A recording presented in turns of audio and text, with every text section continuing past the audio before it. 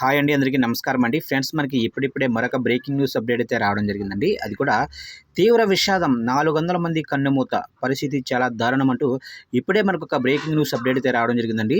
అయితే ఇందుకు సంబంధించిన పూర్తి వివరాలు అయితే తెలుసుకుందామండి. ఎక్కడ ఏం జరిగింది అనేది వీడియో ఎక్కడ స్కిప్ చేయకుండా చూడండి ఫ్రెండ్స్. అప్పుడే మనకు పూర్తి సమాచారం అయితే తెలుస్తుంది. ఇక లేట్ చేయకుండా వివరాలకు వెళ్ళిపోదాము. ఇక్కడైతే చూడండి ఫ్రెండ్స్, ఆకలి బాధతో ఆహారం కోసం ఎదురు చూస్తున్న వారిపై శరణార్థ శిబిరాలపై ఇజ్రాయెల్ దారుణంగా దాడులకు పాల్పడింది. ఈ దాడుల్లో డజన్ల సంఖ్యలో మరణించగా పెద్ద సంఖ్యలో గాయపడ్డారని అధికారులు తెలిపారు.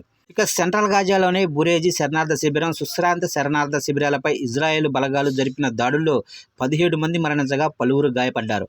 మరోవైపు రాఫా నగరంలో ఆహారం కోసం UNRWA ఆహార కేంద్రం వెలుపల బారులు తీరి నిలుచున్న వారిపై ఇజ్రాయెల్ సైన్యం దారుణంగా బాంబులు దాడి జరిపింది. ఈ దాడిలో మొత్తంగా 5గురు మరణించగా, గాజా నగరంలో జరిపిన మరో దాడిలో 6గురు మరణించగా 83 మంది గాయపడ్డారు.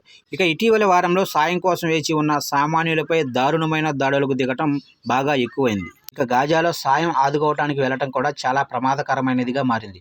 దాడులు జరిగిన కువైట్ రౌండ్ అబౌట్ ప్రాంతం మృత్యుకుహరంగా మారిందని మీడియా వర్గాలు వ్యాఖ్యానించాయి.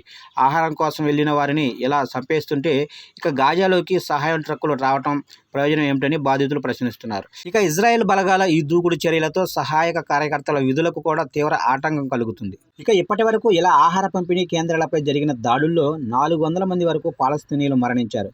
ఇదిలా ఉండగా గాజాలో పరిస్థితులను, ఇజ్రాయెల్ చర్యలను ఖండిస్తూ గాజాలో తక్షణమే కాల్పుల విరమణ జరగాలని కోరుతూ EU పార్లమెంటు ఒక తీర్మానాన్ని ఆమోదించింది. ఇక రంజాన్ ప్రార్థనల సందర్భంగా అల్ అక్సా మసీదులోకి పాలస్తీన్లను అనుమతించనీయకుండా ఆంక్షలు విధించడంపై జోర్దాన్ మండిపడింది. ఇక ఇటువంటి చర్యలు ప్రమాదకరమైనవని, ఆమోదయోగ్యం కాని చర్యలని పేర్కొంది.